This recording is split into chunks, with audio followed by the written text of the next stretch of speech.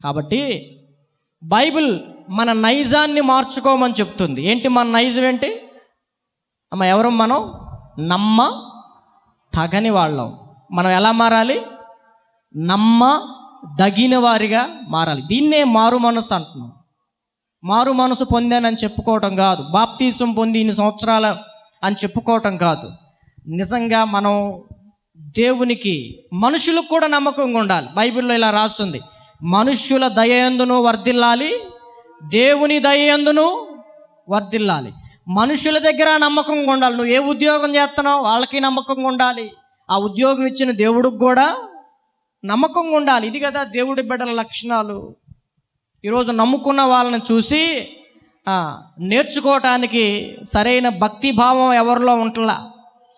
ఆ మందిరానికి వెళ్ళేవాడు అట్లాగే ఉన్నాడు, నమ్ముకున్నవాడు అట్లాగే ఉన్నాడు, దేవుని నమ్మనవాడు అట్లాగే ఉన్నాడు. అందరు కలిసిపోయారు. వాళ్ళు వీళ్ళు తేడా అని చెప్పాల్సినంత అవసరం లేదు.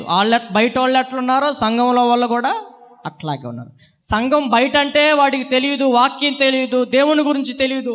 వాడు అపనమ్మకస్తుడిగా బతుకుతున్నాడు, కృతజ్ఞత లేనివాడుగా బతుకుతున్నాడు, విలువ లేనివాడుగా బతుకుతున్నాడు. ఓకే, వాడికి సరిపోద్ది.